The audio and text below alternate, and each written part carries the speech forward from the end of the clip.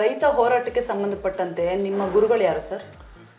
Professor ನಂಜುಂಡಸ್ವಾಮಿಯವರು, N D Sundaresh ಅವರು, H S ರುದ್ರಪ್ಪನವರು, ಅನೇಕ ಜನ ಇದ್ದಾರೆ.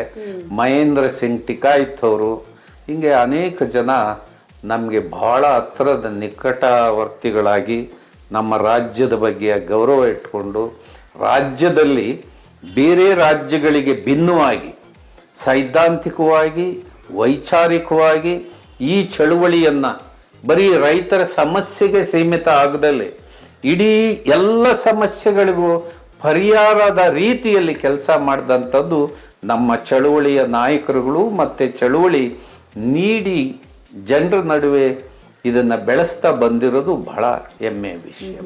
ಪ್ರೊಫೆಸರ್ ನಾರಾಯಣ ಸ್ವಾಮಿ ಅವರ ಹೋರಾಟದ ಪರಂಪರೆಗಳು ಇವಾಗ ಮುಂದುವರಿತಾ ಇಲ್ಲ ಅನ್ನೋದು ಒಂದು ಆರೋಪ ಇದೆ ಸರ್, ಏನೇ ಹೇಳ್ತೀರಾ? ಯಾಕಂದರೆ ನೀವು ಅವ್ರ ಜೊತೆ ಇದ್ದಂಥವ್ರು, ಅವರನ್ನು ನೀವು ಗುರುಗಳು ಅಂತ ಒಪ್ಕೊಂಡಿದ್ದೀರಾ. ಬಟ್ ಆ ಹೋರಾಟದ ಪರಂಪರೆಗಳು ಎಲ್ಲ ಒಂದು ಕಡೆ ಹಾಳಾಗಿ ಹೋಗಿದೆ ಅನ್ನೋ ಒಂದು ಆರೋಪ ಕೇಳಿ ಬರ್ತಾ ಇದೆ. ಈಗ ಆರೋಪ ಮಾಡೋರಿಗೇ ನೈತಿಕತೆ ಕಳ್ಕೊಂಡಿದ್ದಾರೆ. ಆರೋಪ ಮಾಡೋನು ಕೂಡ ನೈತಿಕತೆ ಇರಬೇಕಲ್ಲ. ಅವ್ರ ನೈತಿಕತೆ ಕಳ್ಕೊಂಡು ಅವ್ರು ನೋಡುವ ದೃಷ್ಟಿ ಹೆಂಗಿರುತ್ತೆ? ಈಗ ಕಾಮಾಲೆ ಕಣ್ಣವಳಿಗೆ ಲೋಕವೆಲ್ಲ ಹಳದಿ ಕಾಣುತ್ತೆ.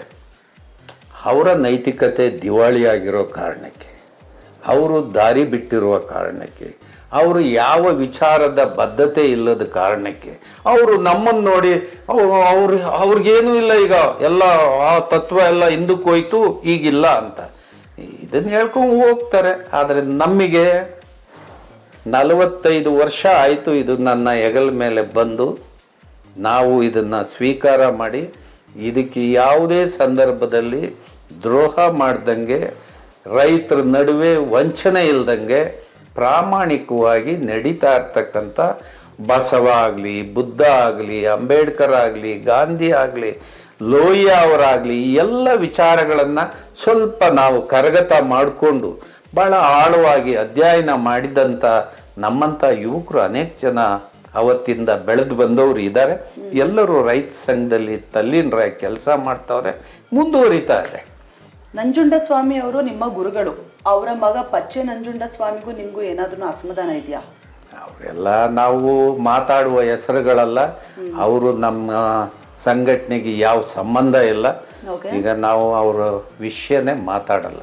ಅವರು ಒಳ್ಳೆಯರು ಅಂತಲೂ ನಾವು ಹೇಳಲ್ಲ, ಅವ್ರು ಕೆಟ್ಟರು ಅಂತಲೂ ಹೇಳಲ್ಲ. ಯಾಕೆಂದರೆ ಅದರ ಅವಶ್ಯಕತೆ ನಮಗಿಲ್ಲ. No more discussion. Okay sir.